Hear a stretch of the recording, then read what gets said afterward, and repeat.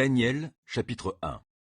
La troisième année du règne de Jéhoïakim, roi de Juda, Nabuchodonosor, roi de Babylone, vint assiéger Jérusalem. Le Seigneur lui donna la victoire sur Jéhoïakim et lui livra une partie des objets du temple. Nabuchodonosor les fit transporter en Babylonie, dans le temple de son Dieu, et il déposa ces objets dans la salle du trésor de son Dieu. Le roi ordonna à Ashpenaz, chef de son personnel, de faire venir des Israélites de lignée royale ou de famille noble, quelques jeunes gens sans défaut physique et de belle apparence. Ils devaient être doués d'intelligence, de sagesse dans tous les domaines, posséder de grandes connaissances, être capables d'apprendre la science et de bonne constitution pour entrer au service du palais royal et apprendre la langue et la littérature des Chaldéens. Le roi leur prescrivit pour chaque jour une part des mets de la table royale et du vin dont ils buvaient lui-même. Leur formation devait durer 3 ans, après quoi ils entreraient au service personnel du roi. Parmi les Judéens qui furent sélectionnés se trouvaient Daniel, Anania, Mishaël et Azaria. Le chef du personnel leur attribua de nouveaux noms. Il appela Daniel Belshazzar, Anania Shadrach, Mishaël Meshach et Azaria Abednego. Daniel prit dans son cœur la résolution de ne pas se rendre impur en consommant les mets du roi et en buvant de son vin. Il supplia le chef du personnel de ne pas l'obliger à se rendre impur. Et Dieu lui accorda la faveur du chef du personnel, et lui fit trouver en lui quelqu'un de compréhensif. Mais celui-ci dit à Daniel, « Je crains mon seigneur le roi qui a prescrit ce que vous devez manger et boire. Si jamais il trouvait que vous avez l'air d'être en moins bonne santé que les autres jeunes gens de votre âge, à cause de vous, le roi me tiendrait pour coupable, au prix de ma tête. » Alors Daniel parla à l'intendant, auquel le chef du personnel avait confié la responsabilité de prendre soin de lui, ainsi que de Anania, de Mishaël et d'Azaria. Il lui proposa, « Fais, je te prie, un essai, avec nous, tes serviteurs, pendant 10 jours. Qu'on nous serve seulement des légumes à manger et de l'eau à boire. Ensuite, tu compareras nos mines avec celles des jeunes gens qui mangent les mets du roi. Après cela, tu décideras d'agir envers nous selon ce que tu auras constaté. » L'intendant accepta leur proposition et fit un essai pendant 10 jours. Et au bout de ces 10 jours, il était manifeste qu'ils avaient meilleure mine et qu'ils étaient en meilleure forme physique que tous les jeunes gens qui mangeaient les mets du roi. Dès lors, l'intendant mit de côté les mets et le vin qui leur étaient destinés et leur fit servir seulement des légumes. Dieu accorda à ces 4 jeunes gens le savoir et la compréhension de toute la littérature et de la sagesse. De plus, Daniel savait interpréter toutes les visions et tous les rêves. À la fin de la période fixée par le roi, le chef du personnel introduisit les jeunes gens en présence de Nabuchodonosor. Le roi s'entretint avec eux et, de tous les jeunes gens qui lui furent présentés, il n'en trouva aucun comme Daniel, Anania, Mishaël et Azaria. C'est pourquoi ils entrèrent au service personnel du roi. Chaque fois que le roi les consultait sur une question exigeant de la sagesse et du discernement, il les trouvait 10 fois supérieurs à tous les mages et magiciens de son royaume. Daniel demeura à la cour de Babylone jusqu'à la première année du règne du roi Cyrus. Daniel 2. La deuxième année du règne de Nabuchodonosor, le roi fit un rêve qui le troubla au point qu'il en perdit le sommeil. Il ordonna de convoquer les mages, les magiciens, les sorciers et les astrologues pour qu'ils lui révèlent ses rêves. Ils vinrent et se tinrent devant le roi. Celui-ci leur dit, « J'ai fait un rêve et mon esprit est tourmenté par le désir de savoir ce que c'était. » Les astrologues dirent au roi en langue araméenne, « Que le roi vive éternellement. Raconte le rêve à tes serviteurs et nous t'en donnerons l'interprétation. » Le roi répondit aux astrologues, « Ma décision est ferme. Si vous ne me révélez pas le contenu du rêve et son interprétation, vous serez mis en pièces et vos maisons seront réduites en tas de décombres. Mais si vous me les révélez, je vous comblerai de cadeaux, de dons et de grands honneurs.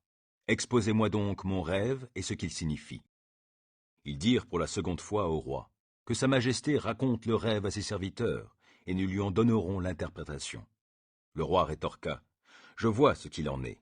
Il est clair que vous cherchez à gagner du temps, parce que vous avez compris que ma décision est fermement arrêtée. Si vous ne me faites pas connaître le rêve, une seule et même sentence vous frappera.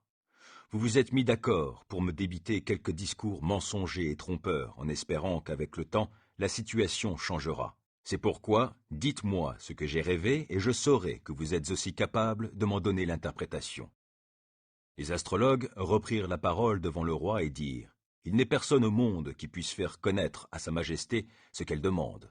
Aussi, jamais roi, si grand et si puissant qu'il ait été, n'a exigé pareille chose d'aucun mage, magicien ou astrologue.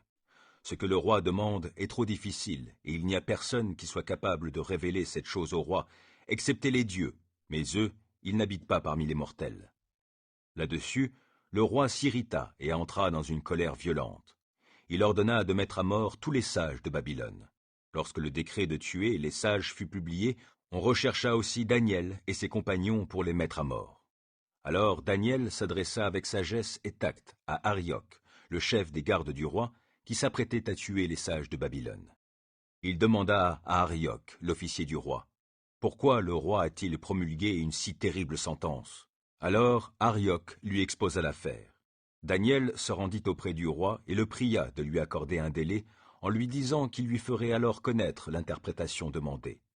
Puis il rentra chez lui et informa ses compagnons Anania, Michaël et Azaria de ce qui s'était passé, en leur demandant de supplier le Dieu des cieux que, dans sa grâce, il leur révèle ce secret, afin qu'on ne le fasse pas périr, ses compagnons et lui, avec le reste des sages de Babylone. Au cours de la nuit, dans une vision, le secret fut révélé à Daniel. Alors celui-ci bénit le Dieu des cieux. Il dit « Béni soit Dieu dès maintenant et à toujours, car à lui appartiennent la sagesse et la force. Il fait changer les temps et modifie les circonstances. Il renverse les rois et établit les rois. Il donne la sagesse aux sages et, à ceux qui savent comprendre, il accorde la connaissance. Il dévoile des choses profondes et secrètes. Il sait ce qu'il y a dans les ténèbres, et la lumière brille auprès de lui. C'est toi, Dieu de mes pères, que je célèbre et que je loue. Tu m'as rempli de sagesse et de force, et tu m'as fait connaître ce que nous t'avons demandé. Tu nous as révélé ce que le roi demande. » Après cela, Daniel alla trouver Arioc, que le roi avait chargé de faire périr les sages de Babylone, et lui dit « Ne fais pas mourir les sages de Babylone. Introduis-moi en présence du roi, et je lui révélerai l'interprétation de son rêve. » Alors Arioc s'empressa d'introduire Daniel auprès du roi, et dit à celui-ci « J'ai trouvé parmi les déportés de Juda un homme qui donnera à sa majesté l'interprétation de son rêve. » Le roi s'adressa à Daniel, surnommé Belchatsar, et lui demanda « Es-tu vraiment capable de me révéler le rêve que j'ai eu et de m'en donner l'interprétation ?» Daniel s'adressa au roi et lui dit « Le secret que sa majesté demande, aucun sage, aucun magicien, aucun mage, aucun astrologue n'est capable de le lui faire connaître. Mais il y a dans le ciel un Dieu qui révèle les secrets. Et il a fait savoir au roi Nabuchodonosor ce qui doit arriver dans les temps à venir. Eh bien, voici ce que tu as rêvé, et quelles sont les visions que tu as eues sur ton lit. Pendant que tu étais couché, ô roi, tu t'es mis à penser à l'avenir. Alors celui qui révèle les secrets t'a fait connaître ce qui doit arriver. Quant à moi, ce n'est pas parce que je posséderai une sagesse supérieure à celle de tous les autres hommes que ce secret m'a été révélé, mais c'est afin que l'interprétation en soit donnée au roi et que tu comprennes ce qui préoccupe ton cœur. Voici donc, ô roi, la vision que tu as eue. Tu as vu une grande statue.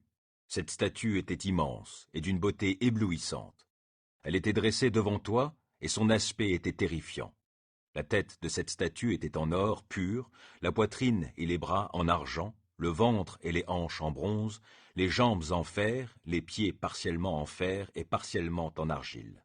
Pendant que tu étais plongé dans ta contemplation, une pierre se détacha sans l'intervention d'aucune main, vint heurter la statue au niveau de ses pieds de fer et d'argile et les pulvérisa. Du même coup, furent réduits ensemble en poussière le fer, l'argile, le bronze, l'argent et l'or, et ils devinrent comme la balle de blé qui s'envole de l'air en été. Le vent les emporta sans en laisser la moindre trace. Quant à la pierre qui avait heurté la statue, elle devint une immense montagne et remplit toute la terre. Voilà ton rêve. Quant à ce qu'il signifie, nous allons l'exposer au roi. Toi, ô roi, tu es le roi des rois, à qui le Dieu des cieux a donné la royauté, la puissance, la force et la gloire. Dieu a placé sous ton autorité les hommes, les bêtes sauvages et les oiseaux, en quelque lieu qu'ils habitent. Il t'a donné la domination sur eux tous. C'est toi qui es la tête d'or. Après toi surgira un autre empire, moins puissant que le tien, puis un troisième représenté par le bronze, qui dominera toute la terre. Un quatrième royaume lui succédera, il sera dur comme le fer pulvérise et écrase tout et le met en pièces. Ainsi, il pulvérisera et mettra en pièces tous les autres royaumes. Et si tu as vu les pieds et les orteils partiellement en argile et partiellement en fer, cela signifie que ce sera un royaume divisé. Il y aura en lui quelque chose de la dureté du fer, selon que tu as vu le fer mêlé à la terre cuite. Mais comme les orteils des pieds étaient en partie de fer et en partie d'argile, ce royaume sera en partie fort et en partie fragile. Que tu aies vu le fer mêlé de terre cuite, cela signifie que les hommes chercheront à s'unir par des alliances, mais ils ne tiendront pas ensemble, pas plus que le fer ne tient à l'argile. À l'époque de ces rois-là, le Dieu des cieux suscitera un royaume qui ne sera jamais détruit et dont la souveraineté ne passera pas à un autre peuple. Il pulvérisera tous ces royaumes-là et mettra un terme à leur existence, mais lui-même subsistera éternellement. C'est ce que représente la pierre que tu as vue se détacher de la montagne sans l'intervention d'aucune main humaine, pour venir pulvériser le fer, le bronze, l'argile, l'argent et l'or. Le grand Dieu a révélé au roi ce qui arrivera dans l'avenir. Ce qu'annonce le rêve est chose certaine, et son interprétation est digne de foi. Alors le roi Nabuchodonosor se jeta la face contre terre et se prosterna devant Daniel. Il ordonna de lui offrir des offrandes et des parfums. Puis il déclara, « Il est bien vrai que votre Dieu est le Dieu des dieux, le souverain des rois, et celui qui révèle les secrets, puisque tu as pu me dévoiler ce secret. » Le roi éleva Daniel à une haute position et lui donna de nombreux et riches présents. Il le nomma gouverneur de toute la province de Babylone et l'institua chef suprême de tous les sages de Babylone. À la demande de Daniel, le roi confia l'administration de la province de Babylone à Shadrach, Meshach et Abednego, et Daniel lui-même demeura à la cour du roi. Daniel 3. Le roi Nabuchodonosor fit faire une statue d'or de 30 mètres de haut et de 3 mètres de large. Il la fit ériger dans la plaine de Doura, dans la province de Babylone. Puis il convoqua les satrapes, les préfets, les gouverneurs, les conseillers, les trésoriers, les juristes, les magistrats et tous les dirigeants des provinces pour l'inauguration de la statue qu'il avait fait dresser. Alors les satrapes, les préfets, les gouverneurs, les conseillers, les trésoriers, les juristes, les magistrats et tous les dirigeants des provinces s'assemblèrent pour l'inauguration de la statue que le roi Nabuchodonosor avait érigée. Ils se tinrent debout face à la statue élevée par le roi. Un héros proclama à voix forte, « À vous, hommes de tout peuple, nations et langues, on vous fait savoir qu'au moment où vous entendrez le son du cor, du fifre, de la cithare, de la lyre, de la harpe, de la double flûte et de toutes sortes d'instruments de musique, vous vous prosternerez devant la statue d'or que le roi Nabuchodonosor a fait ériger, et vous l'adorerez. Celui qui refusera de se prosterner devant elle et de l'adorer sera jeté aussitôt dans la fournaise où brûle un feu ardent. » C'est pourquoi, au moment où tous les gens entendirent le son du cor, du fifre, de la cithare, de la lyre, de la harpe et de toutes sortes d'instruments de musique, ces hommes de tout peuple, de toute nation et de toute langue se prosternèrent et adorèrent la statue d'or que le roi Nabuchodonosor avait fait ériger. Sur ces entrefaites, certains astrologues vinrent porter des accusations contre les Juifs. Ils s'adressèrent au roi Nabuchodonosor et lui dirent, « Que le roi vive éternellement, ô roi! Sa Majesté a promulgué un édit ordonnant que tout homme se prosterne et adore la statue d'or, dès qu'il entendrait le son du cor, du fifre, de la cithare, de la lyre, de la harpe, de la double flûte et de toutes sortes d'instruments de musique. Cet édit précise que quiconque refusera de se prosterner et d'adorer la statue sera jeté dans la fournaise où brûle un feu ardent. Or, il y a des hommes de Juda auxquels tu as confié l'administration de la province de Babylone, à savoir Shadrach, Meshach et Abednego.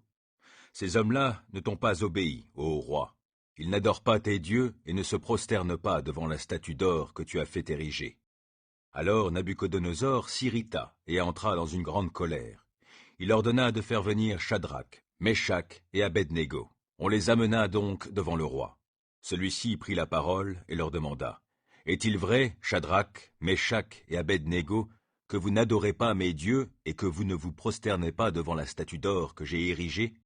Maintenant, si vous êtes prêts, au moment où vous entendrez le son du cor, du fifre, de la cithare, de la lyre, de la harpe, de la double flûte et de toutes sortes d'instruments de musique, prosternez-vous et adorez la statue que j'ai faite. Si vous refusez de l'adorer, vous serez jetés aussitôt dans la fournaise où brûle un feu ardent. Et quel est le Dieu qui pourrait alors vous délivrer de mes mains? Shadrach, Meshach et Abed-Négo répondirent au roi.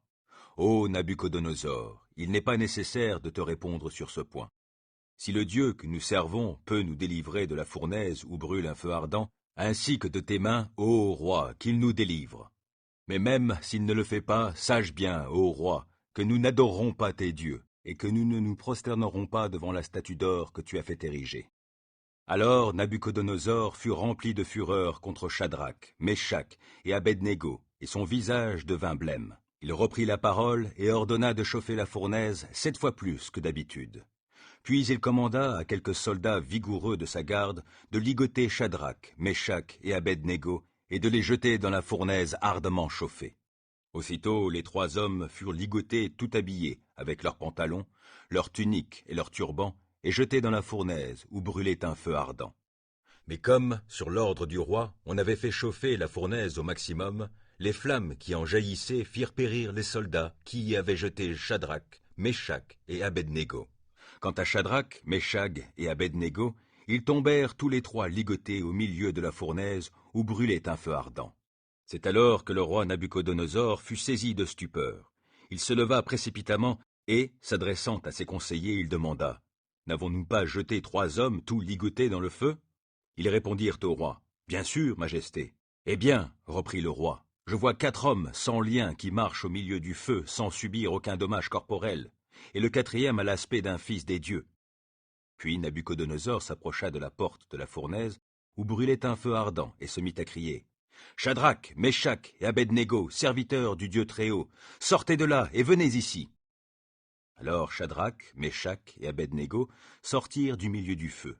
Les satrapes, les préfets, les gouverneurs et les conseillers du roi se rassemblèrent autour de ces hommes. Ils constatèrent que le feu n'avait eu aucun effet sur leur corps, qu'aucun cheveu de leur tête n'avait été brûlé, que leurs vêtements n'avaient pas été endommagés et qu'ils ne sentaient même pas l'odeur du feu. Alors Nabuchodonosor s'écria « Loué soit le Dieu de Shadrach, de Meshach et d'Abed-Négo, qui a envoyé son ange pour délivrer ses serviteurs qui se sont confiés en lui et qui ont désobéi à mon ordre. Ils ont préféré risquer leur vie plutôt que de se prosterner et d'adorer un autre Dieu que le leur. Voici donc ce que je décrète. Tout homme, de quelque peuple, nation ou langue qu'il soit, qui parlera d'une manière irrespectueuse du Dieu de Shadrach, de Meshach et d'Abed-Négo, sera mis en pièces et sa maison sera réduite en un tas de décombres, parce qu'il n'existe pas d'autre Dieu qui puisse sauver ainsi les hommes. Ensuite, le roi fit prospérer Shadrach, Meshach et Abed-Négo dans la province de Babylone. Le roi Nabuchodonosor adresse ce message à tous les peuples, à toutes les nations et aux gens de toute langue qui habitent la terre entière. Que votre paix soit grande. Il m'a paru bon de vous faire connaître les signes extraordinaires et les prodiges que le Dieu Très-Haut a accomplis envers moi. Que ces signes extraordinaires sont grands et ces prodiges éclatants. Son règne est un règne éternel, et sa domination subsiste d'âge en âge. Daniel 4. Moi, Nabuchodonosor, je vivais tranquille dans ma maison, et je jouissais de la prospérité dans mon palais. J'ai alors fait un rêve qui m'a rempli d'effroi. Les pensées qui m'ont hanté sur mon lit et les visions de mon esprit m'ont épouvanté. J'ai donc ordonné de convoquer auprès de moi tous les sages de Babylone, pour qu'ils me fassent connaître l'interprétation de mon rêve. Les mages, les magiciens, les astrologues et les devins se sont présentés. Je leur ai exposé le rêve, mais ils n'ont pas pu m'en faire connaître l'interprétation. À la fin, s'est présenté devant moi Daniel, nommé aussi Belchatsar, d'après le nom de mon Dieu. L'esprit des dieux saints réside en lui. Je lui ai raconté mon rêve et je lui ai dit « Belchatsar, chef des mages, je sais que l'esprit des dieux saints réside en toi, et qu'aucun mystère n'est trop difficile pour toi. Écoute donc les visions que j'ai eues dans mon rêve, et donne-m'en l'interprétation. Voici quelles étaient les visions de mon esprit pendant que j'étais couché sur mon lit. Je regardais, et voici ce que j'ai vu. Au milieu de la terre se dressait un grand arbre, dont la hauteur était immense. L'arbre grandit et devint vigoureux. Son sommet atteignait le ciel, et l'on pouvait le voir depuis les confins de la terre. Son feuillage était magnifique et ses fruits abondants. Il portait de la nourriture pour tout être vivant. Les animaux sauvages venaient s'abriter à son ombre, et les oiseaux se nichaient dans ses branches. Tous les êtres vivants se nourrissaient de ses produits. Pendant que, sur mon lit, je contemplais les visions de mon esprit, je vis apparaître un de ceux qui veillent, un saint qui descendait du ciel. Il cria d'une voix forte, « Abattez l'arbre, coupez ses branches, arrachez son feuillage et dispersez ses fruits, et que les animaux s'enfuient de dessous lui, que les oiseaux quittent ses branches. Laissez cependant dans la terre la souche et ses racines, liées de chaînes de fer et de bronze au milieu de l'herbe des champs. Qu'il soit trempé de la rosée du ciel, qu'il se nourrisse d'herbe avec les animaux. Cet homme perdra la raison et se prendra pour une bête, jusqu'à ce qu'ait passé 7 ans. Cette sentence est un décret de ceux qui veillent. Cette résolution est un ordre des saints, afin que tous les vivants sachent que le Très-Haut domine sur toute royauté humaine, qu'il accorde la royauté à qui il veut, et qu'il établit roi le plus insignifiant des hommes.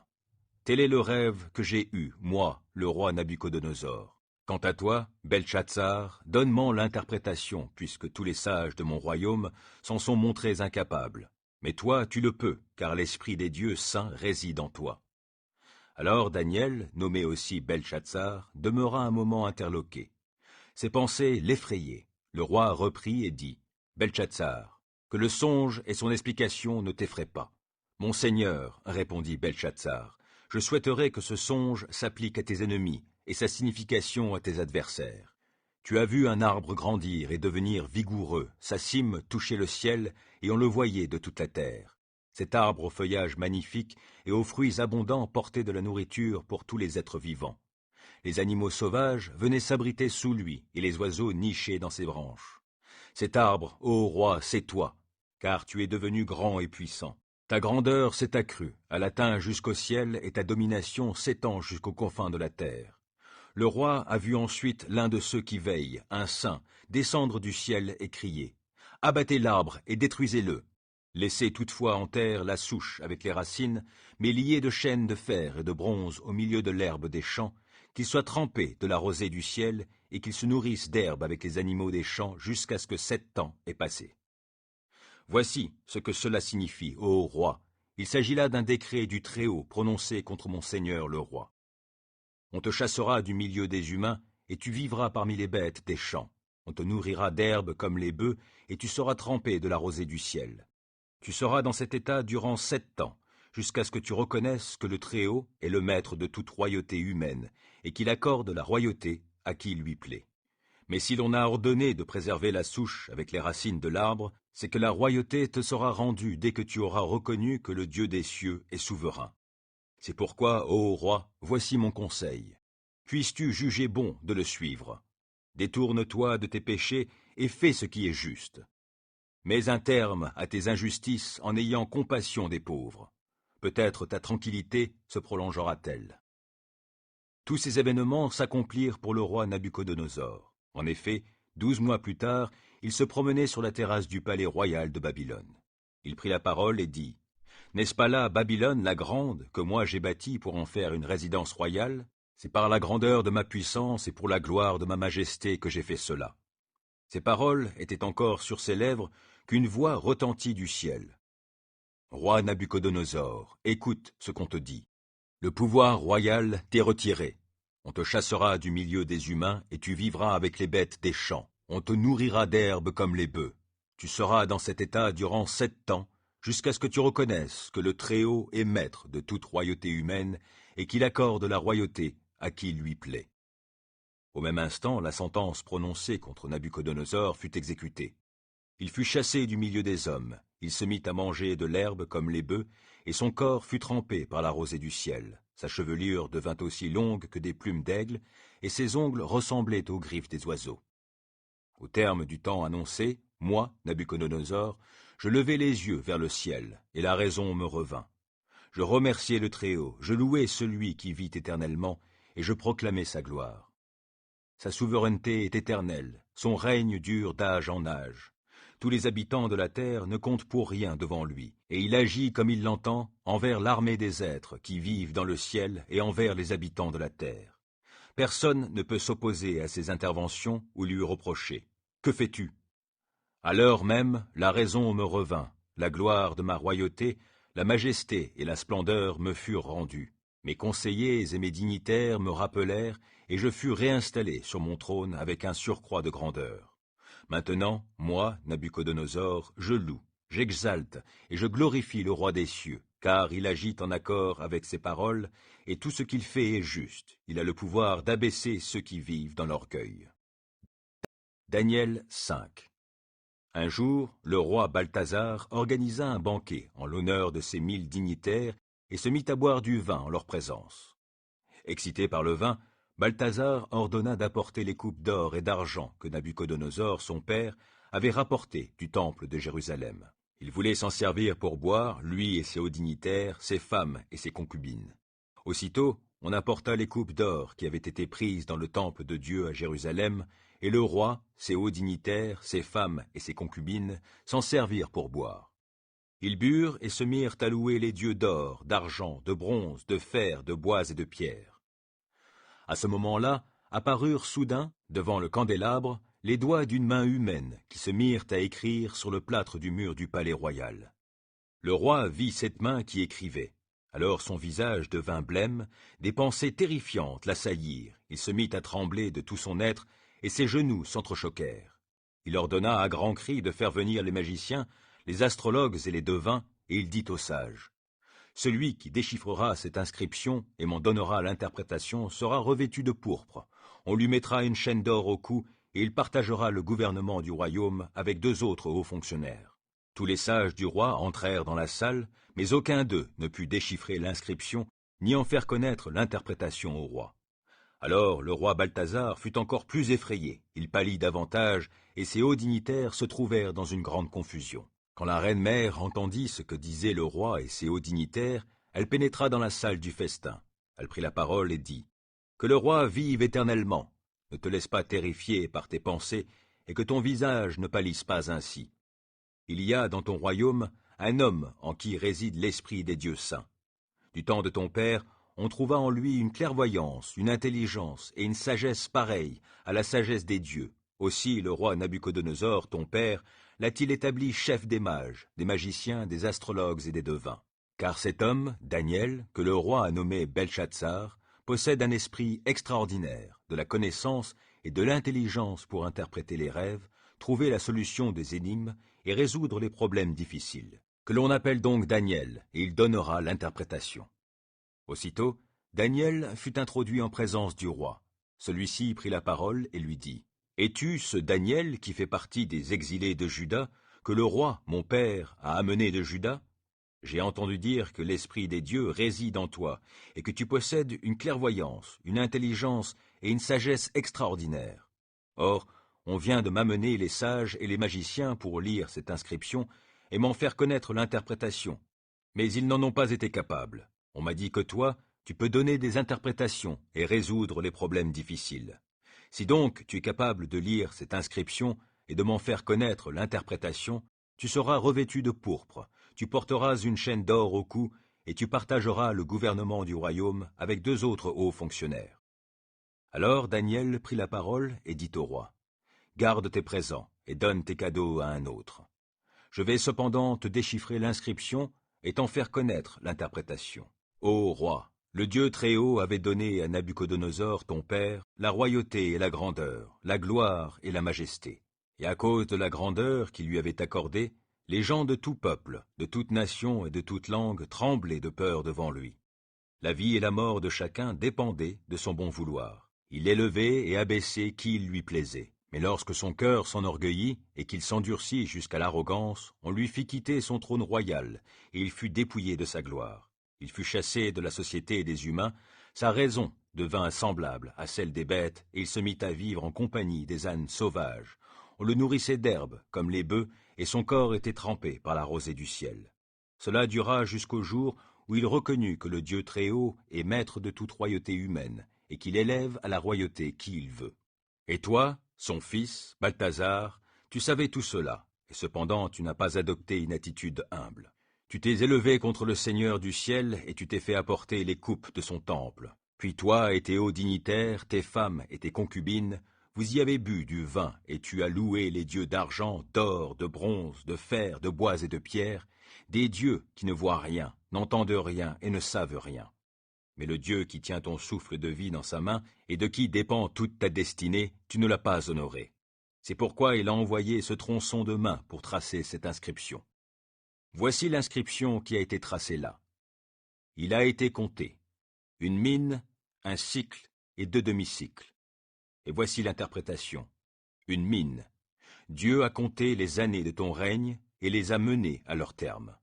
Un cycle. Tu as été pesé dans la balance et l'on a trouvé que tu ne fais pas le poids. 2 demi-cycles. Ton royaume a été divisé pour être livré aux Mèdes et aux Perses. Alors Balthazar ordonna de revêtir Daniel de pourpre, de lui mettre une chaîne d'or au cou et de faire proclamer qu'il partagerait le gouvernement du royaume avec 2 autres hauts fonctionnaires. Mais dans la même nuit, Balthazar, roi des Chaldéens, fut tué.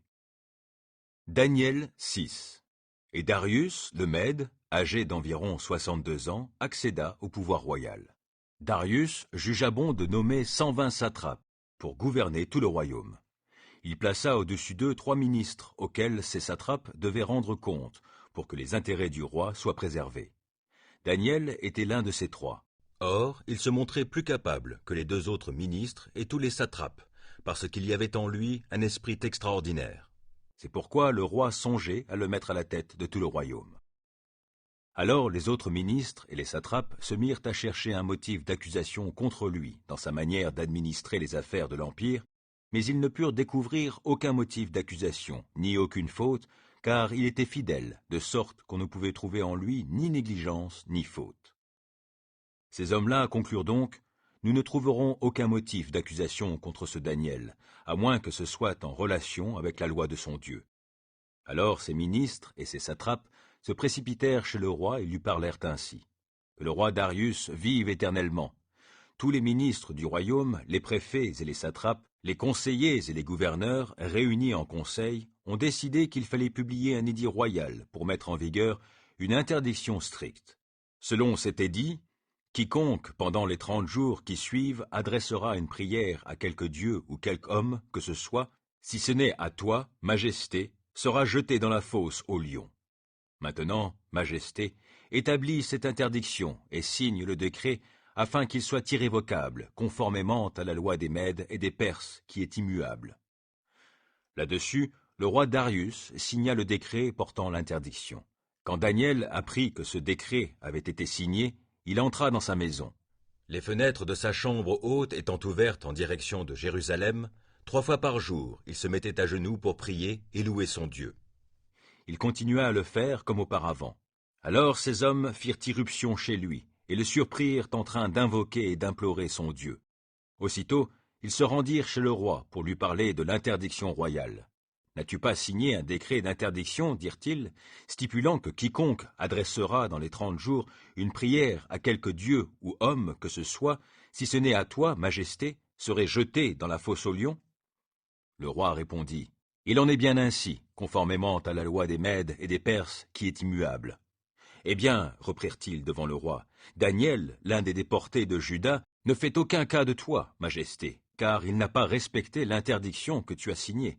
3 fois par jour, il fait sa prière. » Lorsque le roi entendit ces paroles, il fut vivement peiné, et il décida de délivrer Daniel. Jusqu'au coucher du soleil, il chercha à le sauver, mais ces hommes se rendirent ensemble chez le roi et lui dirent: « Sache, Majesté, que la loi des Mèdes et des Perses veut que toute interdiction et tout décret promulgué par le roi soit irrévocable. » Alors le roi ordonna d'emmener Daniel et de le jeter dans la fosse aux lions. Il s'adressa à Daniel et lui dit: « Puisse ton Dieu, que tu sers avec tant de persévérance, te délivrer lui-même. » On apporta une grosse pierre et on la mit devant l'entrée de la fosse. Le roi y apposa son sceau avec son anneau et ceux des hauts dignitaires, afin que rien ne puisse être changé aux dispositions prises à l'égard de Daniel. Après cela, le roi rentra dans son palais. Il passa la nuit sans manger et refusa tout divertissement, et il ne parvint pas à trouver le sommeil. Dès le point du jour, le roi se leva et se rendit en toute hâte à la fosse aux lions. Comme il s'en approchait, il appela Daniel d'une voix angoissée. « Daniel, serviteur du Dieu vivant, cria-t-il, ton Dieu que tu sers avec tant de persévérance a-t-il pu te délivrer des lions ?» Alors Daniel répondit au roi: « Ô Majesté, vis éternellement. mon Dieu a envoyé son ange, qui a fermé la gueule des lions, de sorte qu'ils ne m'ont fait aucun mal, parce que j'ai été reconnu innocent devant lui, tout comme je n'ai pas commis de faute envers toi, Majesté. » Alors le roi éprouva une grande joie, et il ordonna de hisser Daniel hors de la fosse. Daniel fut donc remonté de la fosse, et on ne trouva sur lui aucune blessure, parce qu'il avait eu confiance en son Dieu. Là-dessus, le roi ordonna de lui amener ces hommes qui avaient accusé Daniel, et il les fit jeter dans la fosse aux lions avec leurs enfants et leurs femmes. Ils n'avaient pas atteint le sol de la fosse que déjà les lions s'emparèrent d'eux et leur broyèrent les os. Alors le roi Darius écrivit aux gens de tous les peuples, de toutes les nations et de toutes langues qui habitent la terre entière. Que votre paix soit grande. Je décrète que, dans toute l'étendue de mon royaume, on tremble de crainte devant le Dieu de Daniel, car il est le Dieu vivant qui subsiste éternellement. Son règne ne sera jamais détruit. Sa souveraineté durera à toujours. Il délivre et il sauve, et il accomplit des prodiges, des signes extraordinaires dans le ciel et sur terre, car il a délivré Daniel de la griffe des lions. Daniel prospéra sous le règne de Darius et sous celui de Cyrus, le Perse. Daniel 7. Au cours de la première année du règne de Balthazar, roi de Babylone, comme Daniel était couché sur son lit, il eut un rêve. Des visions se présentèrent à son esprit. Il consigna le rêve par écrit. En voici le récit.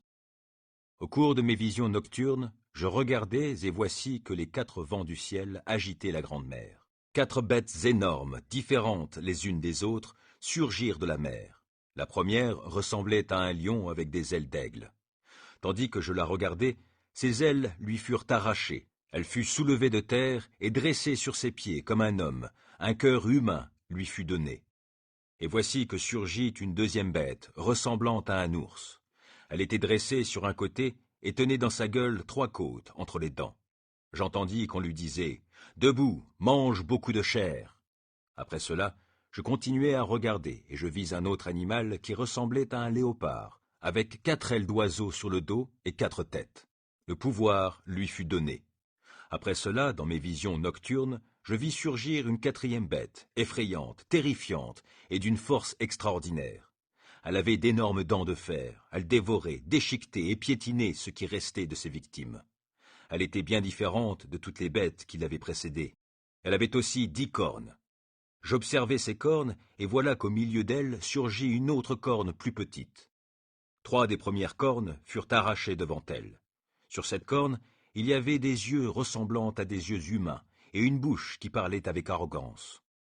Je regardais encore, pendant qu'on installait des trônes. Un vieillard âgé de très nombreux jours prit place sur l'un d'eux. Son vêtement était blanc comme de la neige, et ses cheveux étaient comme la laine nettoyée. Son trône, embrasé de flammes de feu, avait des roues de feu ardent. Un fleuve de feu jaillissait et coulait devant lui. Des millions d'êtres le servaient, et des centaines de millions se tenaient debout devant lui. La cour de justice prit place, et l'on ouvrit des livres. Je regardais toujours.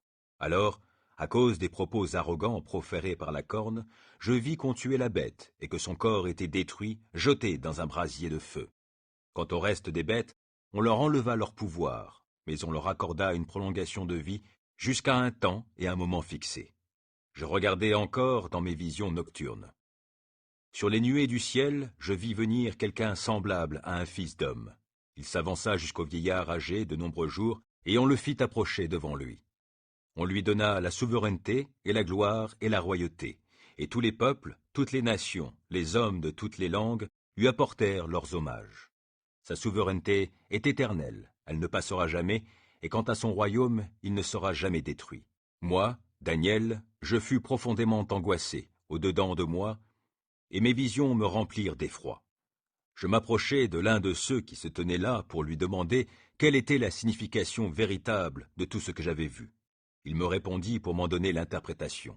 Ces 4 bêtes énormes, dit-il, représentent 4 rois qui apparaîtront sur la terre. Mais la royauté sera donnée aux membres du peuple saint, du Très-Haut, et ils la posséderont pour toujours, éternellement. Alors je voulus être fixé avec certitude au sujet de la 4e bête, qui était si différente de toutes les autres, cette bête, très effrayante, qui avait des dents de fer et des griffes de bronze, qui dévorait, déchiquetait et piétinait ce qui restait de ses victimes. Je voulus aussi savoir ce que représentaient les 10 cornes qu'elle avait sur la tête et l'autre corne qui avait poussé et devant laquelle 3 des premières cornes étaient tombées. Cette corne qui avait des yeux et une bouche parlant avec arrogance et qui paraissait plus grande que les autres. Tandis que je regardais, cette corne faisait la guerre aux membres du peuple saint, et elle remportait la victoire sur eux, jusqu'à ce que vienne le vieillard âgé de nombreux jours, et que le jugement soit rendu en faveur des membres du peuple saint du Très-Haut, et qu'arrive pour eux le temps de prendre possession de la royauté. Celui que j'avais interrogé me dit, « La 4e bête représente un 4e royaume qui apparaîtra sur la terre. Il sera différent de tous les royaumes précédents. Il dévorera le monde entier, le piétinera et le déchiquetera. Les 10 cornes représentent 10 rois qui surgiront de ce royaume. Un autre roi se lèvera après eux, il sera différent de ses prédécesseurs. Il renversera 3 rois. Il proférera des paroles contre le Très-Haut, opprimera les membres du peuple saint du Très-Haut, entreprendra de changer le calendrier et la loi. Et le peuple saint sera livré à sa merci pendant 1 temps, 2 temps et la moitié d'un temps. Mais alors la cour de justice siégera, et on ôtera la domination à ce roi pour l'anéantir et la faire disparaître définitivement. Le règne, la souveraineté et la grandeur de tous les royaumes qui sont sous le ciel seront attribués aux membres du peuple saint du Très-Haut. Le règne de ce peuple est éternel, et toutes les puissances du monde le serviront et lui obéiront. Ici prend fin le récit. Quant à moi, Daniel, je fus très effrayé par mes pensées, et j'en devins blême. Je gardai ces choses en mémoire. Daniel 8. La 3e année du règne du roi Balthazar, moi, Daniel, j'eus une nouvelle vision, après celle que j'avais eue précédemment. Je regardais et je me voyais dans la cité fortifiée de Suse, dans la province d'Élam, et, dans ma vision, je me tenais près du fleuve Oulaï. Je levai les yeux et je vis un bélier qui se tenait devant le fleuve. Il avait 2 très hautes cornes. L'une d'elles, celle qui avait poussé la dernière, était plus grande que l'autre. Puis je vis le bélier frapper en direction de l'ouest, du nord et du sud, et aucune bête ne pouvait lui résister et personne ne pouvait délivrer de son pouvoir. Il agissait à sa guise et il grandissait. Tandis que je réfléchissais, je vis un bouc arriver de l'Occident. Il parcourait toute l'étendue de la terre sans toucher le sol. Il avait une corne proéminente entre les yeux. Il parvint jusqu'au bélier à 2 cornes que j'avais vu devant le fleuve et se précipita sur lui avec violence. Je le vis arriver à sa hauteur et s'enrager contre lui. Il le frappa et brisa ses 2 cornes. Le bélier n'eut pas la force de lui résister. Le bouc le jeta à terre et le piétina. Personne ne vint délivrer le bélier du bouc. Le bouc devint très grand, mais lorsqu'il était encore en pleine vigueur, sa grande corne fut soudain brisée. 4 cornes proéminentes poussèrent à sa place vers les 4 coins de l'horizon. De l'une d'elles sortit une très petite corne qui grandit démesurément vers le sud, vers l'est et vers le pays magnifique. Elle grandit jusqu'à s'attaquer à l'armée céleste. Elle fit tomber à terre une partie de cette armée et une partie des étoiles, et elle les piétina. Elle s'exalta au point de défier le prince de l'armée céleste, elle mit fin au sacrifice perpétuel et bouleversa son sanctuaire jusqu'en ses fondations. À cause de la révolte du peuple contre Dieu, l'armée fut livrée au pouvoir de la corne, et le sacrifice perpétuel lui fut abandonné. La corne jeta la vérité par terre, et réussit dans tout ce qu'elle entreprit. J'entendis alors l'un des saints anges parler. Puis un autre saint ange lui demanda, « Jusque à quand dureront les événements annoncés par cette vision ?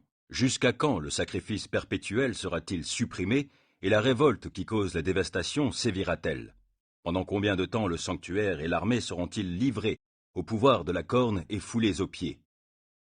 L'autre ange me dit, « Pendant 1150 soirs et 1150 matins, puis le sanctuaire sera de nouveau consacré au culte. » Pendant que moi, Daniel, je contemplais cette vision et que je cherchais à la comprendre, je vis debout, devant moi, un être ayant l'aspect d'un homme.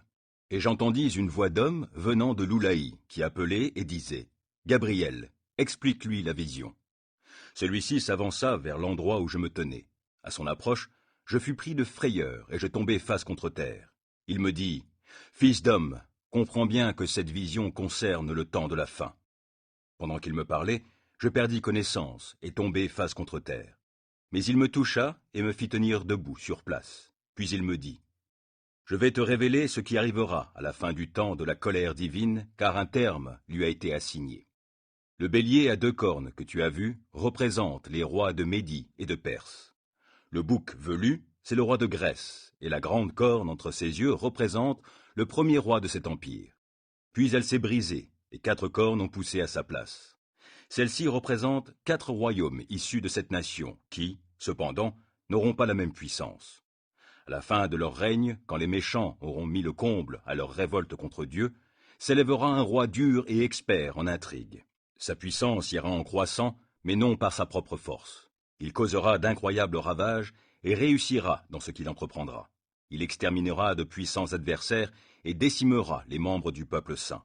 Grâce à son habileté, il réussira à tromper beaucoup de gens. L'orgueil remplira son cœur, il fera périr bien des hommes qui vivaient en paix. Il s'insurgera même contre le prince des princes, mais il sera brisé, sans aucune intervention humaine. Ce qui t'a été annoncé dans la vision des soirs et des matins est parfaitement vrai, mais tiens-en le sens caché, car elle concerne une époque très lointaine. Là-dessus, moi, Daniel, je fus complètement épuisé et malade pendant plusieurs jours. Après cela, je me relevai et je retournai m'occuper des affaires du roi. Je demeurai frappé de stupeur par cette vision que je ne parvenais pas à comprendre. Daniel 9. Darius, fils de Xerxès, de la race des Mèdes, fut établi sur le trône du royaume des Chaldéens. La première année de son règne, moi, Daniel, je considérai dans les livres le nombre des années que l'Éternel avait indiquées au prophète Jérémie, et pendant lesquelles Jérusalem devait rester en ruine, c'est-à-dire 70 ans. Alors je me tournai vers le Seigneur Dieu pour le prier et lui adresser des supplications, en jeûnant et en portant un habit de toile de sac et en me couvrant de cendres. J'adressai ma requête à l'Éternel mon Dieu, et je lui fis une confession en ces termes. Ah, Seigneur, Dieu grand et redoutable, toi qui demeures fidèle à ton alliance et qui conserves ton amour envers ceux qui t'aiment et qui obéissent à tes commandements, nous avons péché, nous avons mal agi, nous nous sommes rendus coupables, et nous nous sommes révoltés contre toi en nous détournant de tes commandements et de tes lois. Nous n'avons pas écouté tes serviteurs les prophètes, qui ont parlé en ton nom à nos rois, à nos chefs, à nos ancêtres et à tout le peuple du pays. Toi, Seigneur, tu es juste, et nous rougissons de honte. C'est bien le cas aujourd'hui des Judéens, des habitants de Jérusalem et de tout Israël, de ceux qui sont près et de ceux qui sont loin, dispersés dans tous les pays où tu les as chassés à cause de leurs infidélités à ton égard. Seigneur, la honte est sur nous, sur nos rois, sur nos chefs et sur nos ancêtres, parce que nous avons péché contre toi. Mais toi, Seigneur notre Dieu, tu as de la compassion et tu pardonnes, alors que nous nous sommes révoltés contre toi. Nous ne t'avons pas obéi, Éternel notre Dieu. Nous n'avons pas vécu selon les lois que tu nous as données par tes serviteurs les prophètes.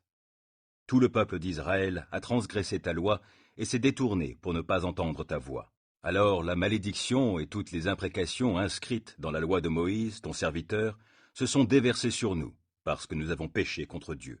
Tu as accompli les menaces que tu avais prononcées contre nous et contre les chefs qui nous gouvernaient. Tu as fait fondre sur nous un malheur si grand que, dans ce monde, il n'y en a jamais eu de pareil à celui qui a frappé Jérusalem. Tout ce malheur nous a frappés conformément à ce qui était écrit dans la loi de Moïse, et nous ne t'avons pas imploré, Éternel notre Dieu, nous ne nous sommes pas détournés de nos fautes, et nous n'avons pas été attentifs à ta vérité. C'est pourquoi, Éternel notre Dieu, tu as veillé à ce que ce malheur fonde sur nous, car tu es juste dans tout ce que tu fais, tandis que nous ne t'avons pas obéi. Et maintenant, Seigneur notre Dieu, tu as fait sortir ton peuple d'Égypte par ton intervention puissante, et tu t'es fait une renommée qui subsiste jusqu'à ce jour. Mais nous avons péché, nous avons fait le mal. Seigneur, puisque tu agis en toute justice, veuille détourner ta colère et ton indignation de Jérusalem, ta ville, ta sainte montagne, car à cause de nos péchés et des fautes de nos ancêtres, Jérusalem et ton peuple sont en butte au mépris de tous ceux qui nous entourent. Maintenant, ô notre Dieu, écoute la prière et les supplications de ton serviteur, et par égard pour toi-même, considère avec faveur ton sanctuaire dévasté. Ô mon Dieu, prête l'oreille et écoute, ouvre tes yeux et considère nos ruines, regarde la ville qui t'appartient. Certes, ce n'est pas à cause de nos actions justes que nous t'adressons nos supplications, mais à cause de ton immense compassion. Seigneur, écoute-nous. Seigneur, pardonne. Seigneur, prête-nous attention et interviens sans tarder, par égard pour toi-même, ô mon Dieu, car il s'agit de la ville et du peuple qui t'appartiennent.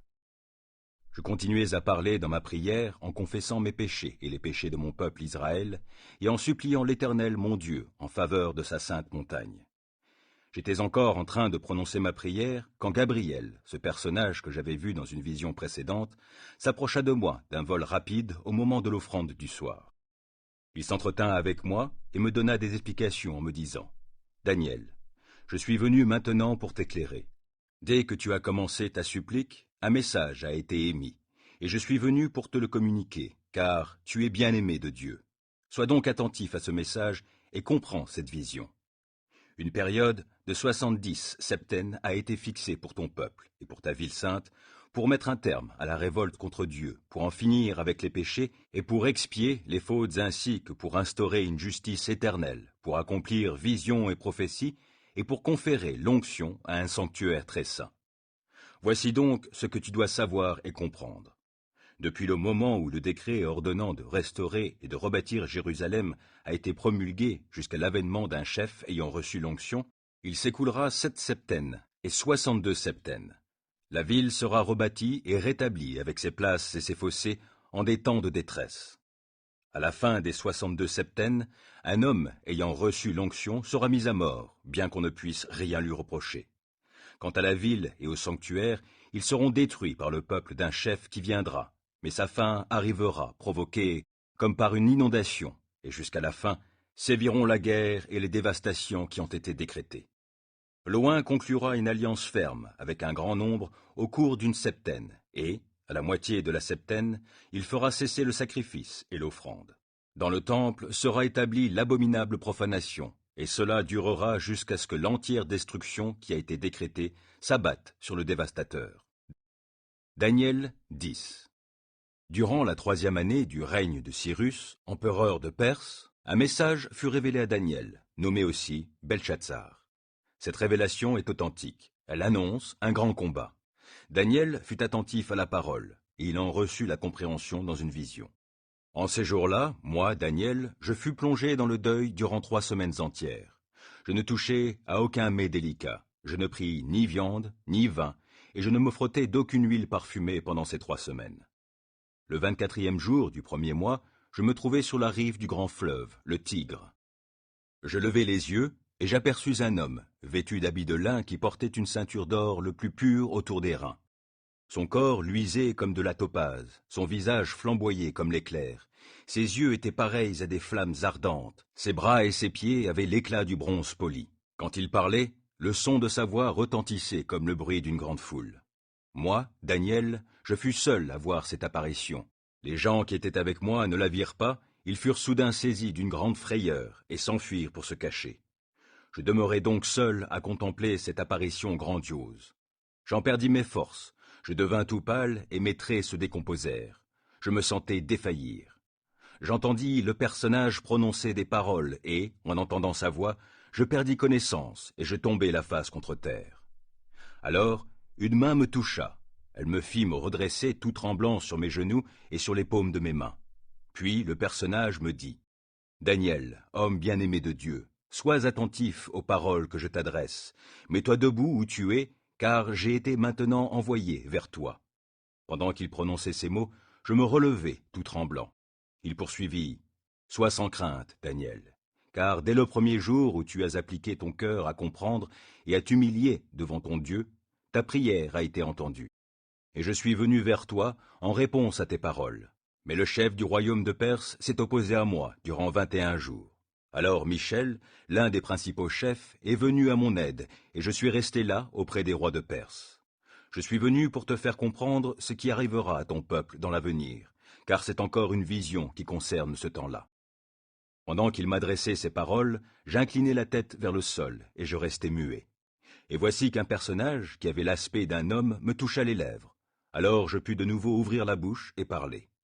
M'adressant au personnage qui se tenait devant moi, je lui dis « Monseigneur, cette apparition me remplit d'angoisse au point de m'ôter toute force. Comment le serviteur de mon Seigneur, que je suis, pourrait-il parler à mon Seigneur qui m'est apparu, alors que je n'ai plus aucune force et que j'ai perdu le souffle ?» Alors celui qui avait l'aspect d'un homme me toucha et me fortifia. Puis il me dit « Sois sans crainte, homme bien-aimé de Dieu. Que la paix soit avec toi. Fortifie-toi. Pendant qu'il me parlait, je repris des forces, et je lui dis, « Que mon Seigneur parle, car tu m'as fortifié. » Il me dit, « Sais-tu pourquoi je suis venu vers toi? Je suis sur le point de m'en retourner pour combattre contre le chef de la Perse, et quand je partirai, le chef de la Grèce apparaîtra. Mais auparavant, je vais te révéler ce qui est écrit dans le livre de vérité. Personne ne me soutient contre tous ses adversaires, excepté Michel, votre chef. » Daniel 11. Moi, de mon côté, je me suis tenu auprès de lui dans la première année de Darius le Mède pour le soutenir et l'appuyer. Maintenant donc, je vais te faire connaître la vérité. Voici, il y aura encore 3 rois de Perse. Ils seront suivis d'un 4e qui amassera plus de richesses que tous ses prédécesseurs. Lorsqu'il sera au fait de sa puissance, grâce à sa richesse, il soulèvera tout le monde contre le royaume de Grèce. Et là-bas s'élèvera un roi valeureux qui étendra sa domination sur un vaste empire et fera ce qu'il voudra. Mais à peine aura-t-il assis son pouvoir que son royaume sera brisé et partagé aux 4 coins de l'horizon. Il ne reviendra pas à ses descendants, mais il lui sera arraché et réparti entre d'autres qu'eux, et il n'aura pas la même puissance. Le roi du Midi s'affermira, mais l'un des chefs de son royaume deviendra encore plus fort que lui. Il exercera une domination plus grande que la sienne. Quelques années plus tard, ils s'allieront l'un avec l'autre, et la fille du roi du Midi se rendra auprès du roi du Nord pour établir des accords. Elle ne conservera pas sa force et sa postérité ne subsistera pas. Elle sera livrée à la mort avec ceux qui l'avaient amenée, de même que son père et celui qui l'avait soutenu pendant quelque temps. Mais un membre de sa famille se lèvera et prendra la place de son père. Il marchera contre l'armée du roi du Nord, investira sa forteresse, l'attaquera et remportera la victoire. Il emportera même comme butin en Égypte leurs idoles et leurs statues de métal fondu, avec leurs objets précieux d'or et d'argent consacrés à ses divinités. Pendant quelques années, il se tiendra loin du roi du Nord. Par la suite, celui-ci envahira le royaume du roi du Midi, puis il retournera dans son pays. Ses fils partiront en guerre et mobiliseront une armée très nombreuse qui submergera tout sur son passage. Ils inonderont le pays. Sur le chemin du retour, ils attaqueront la forteresse. C'est alors que le roi du Midi, exaspéré, lancera une offensive contre le roi du Nord. Il mettra sur pied une grande armée et il aura la victoire sur les troupes adverses. Une fois ses troupes vaincues, il s'enorgueillira et fera tomber des milliers d'hommes, mais ses triomphes seront de courte durée. Car le roi du Nord reviendra en mobilisant de nouveau des troupes, plus nombreuses que les premières, et, après quelques années, il retournera en Égypte avec une immense armée et beaucoup de matériel de guerre. À ce moment-là, beaucoup se soulèveront contre le roi du Midi, des hommes violents de ton peuple, Daniel, se soulèveront contre lui pour réaliser la prophétie, mais ils échoueront. Le roi du Nord viendra donc, il dressera des remblais de siège contre une ville fortifiée et s'en emparera. Les armées du roi du Midi ne résisteront pas au choc, même sa troupe d'élite n'aura pas la force de tenir devant lui. L'envahisseur avancera à sa guise et personne ne pourra lui résister. Il prendra ensuite position dans le pays magnifique où il sèmera la destruction. Il entreprendra alors de venir avec toutes les forces de son royaume et il conclura une alliance avec le roi du Midi. Il lui donnera sa fille en mariage dans le but de détruire son royaume, mais ce plan ne réussira pas et ce royaume ne lui appartiendra pas. Alors il se tournera du côté des îles et s'emparera de beaucoup d'entre elles, mais un général mettra un terme à son arrogance injurieuse, sans que le roi du Nord puisse le lui rendre. Ensuite, il reviendra s'occuper des citadelles de son propre pays, mais il trébuchera et tombera, et s'en sera fait de lui. Son successeur enverra un exacteur dans le lieu qui est la gloire du royaume. Peu de temps après, ce roi sera frappé à son tour, mais ce ne sera pas dans un mouvement de colère ni au cours d'une guerre. Un homme méprisable lui succédera sans avoir reçu la dignité royale. Il surviendra en temps de paix et s'emparera de la royauté à force d'intrigues. Les forces adverses, qui débordaient comme une inondation, seront submergées et brisées par lui. Il tuera aussi un chef du peuple de l'Alliance. En dépit de l'accord conclu avec lui, il agira avec ruse. Il l'attaquera et remportera la victoire avec une poignée d'hommes. En temps de paix, il envahira les plus riches régions de la province et accomplira ce qu'aucun de ses ancêtres n'avait fait. Il pillera le pays et distribuera largement à ses partisans ce qu'il aura pillé, le butin et les richesses dont il se sera emparé. Il fera des plans d'attaque contre les forteresses, mais tout cela ne durera qu'un temps. Rassemblant toutes ses forces et son courage, il lancera une attaque contre le roi du Midi avec une grande armée. Le roi du Midi le combattra avec une armée très puissante et nombreuse, mais il ne parviendra pas à résister à son adversaire à cause de complots dirigés contre lui. Ses familiers causeront sa perte, son armée sera écrasée et beaucoup de ses soldats tomberont, frappés à mort. Quant aux deux rois, ils chercheront secrètement à se nuire mutuellement. Ainsi, ils s'assiéront à la même table pour se duper l'un l'autre par des mensonges. Mais leurs tractations ne réussiront pas, car la fin doit venir au temps fixé. Le roi du Nord retournera dans son pays, chargé de grandes richesses et avec au cœur des intentions hostiles contre la sainte alliance conclue par Dieu avec son peuple. Il les exécutera avant de rentrer dans son pays. Au temps fixé, il se mettra de nouveau en campagne contre le royaume du Midi, mais cette expédition ne se passera pas comme la première. Des navires venant des côtes à l'ouest de la Méditerranée viendront s'opposer à lui et le décourageront. Il s'emportera de nouveau et agira contre l'Alliance sainte, et il s'accordera de nouveau avec ceux qui la trahiront. Certaines de ses troupes prendront position sur son ordre. Elles profaneront le sanctuaire et la citadelle, feront cesser le sacrifice perpétuel et installeront la profanation abominable. Par ses intrigues, il corrompra ceux qui auront trahi l'alliance, mais le peuple de ceux qui connaissent leur Dieu agira avec courage. Les hommes du peuple, qui auront de la sagesse, enseigneront un grand nombre, mais ils subiront l'épée, le feu, la prison et le pillage pendant des jours. Pendant qu'ils seront ainsi livrés à la mort, ils recevront un peu d'aide, mais beaucoup de gens se rallieront hypocritement à eux. Certains parmi les hommes qui auront de la sagesse tomberont afin d'être épurés, purifiés et blanchis à travers cette épreuve, en vue du temps de la fin, car la fin viendra au temps fixé. Le roi agira à sa guise, il s'enorgueillira et s'élèvera au-dessus de tous les dieux. Il proférera même des blasphèmes inouïs contre le Dieu des dieux, et il parviendra à ses fins jusqu'à ce que la colère divine soit parvenue à son comble. Alors, ce qui est décrété s'accomplira. Il n'aura de considération ni pour les dieux de ses ancêtres, ni pour la divinité chère aux femmes, ni pour aucun autre dieu, car il se placera au-dessus de tous. Au lieu de ceci, il vénérera le Dieu des forteresses, une divinité que n'auront pas connue ses ancêtres en lui offrant de l'or, de l'argent, des pierres précieuses et d'autres objets de valeur. Il attaquera des forteresses avec l'aide d'un Dieu étranger. Il comblera d'honneur ceux qui accepteront ce Dieu, il leur conférera le pouvoir sur un grand nombre et leur distribuera des terres en récompense. Au temps de la fin, le roi du Midi se heurtera contre lui. Comme un ouragan, le roi du Nord fondra sur celui du Midi avec ses chars, sa cavalerie et une flotte considérable. Il pénétrera à l'intérieur des terres et, comme une inondation, il les submergera sur son passage. Il envahira aussi le pays magnifique et de nombreux peuples succomberont. Quelques-uns échapperont à ses coups, les Édomites, les Moabites et l'élite des Ammonites. Il étendra sa domination sur différents pays et l'Égypte elle-même ne lui échappera pas. Il s'emparera des trésors d'or et d'argent et de tous les objets précieux de l'Égypte. Les Libyens et les Éthiopiens le suivront. Mais, alarmé par des nouvelles venues de l'Orient et du Nord, il quittera le pays dans une grande colère pour détruire et exterminer un grand nombre. Il dressera les tentes royales entre les mers sur la magnifique montagne sainte. Alors sa fin l'atteindra sans que personne vienne à son secours. Daniel 12. En ce temps-là, se lèvera Michel, le grand chef qui a pour mission d'aider ton peuple. Ce sera un temps de détresse tel qu'il n'y en a jamais eu depuis que des nations existent jusqu'à ce moment-là.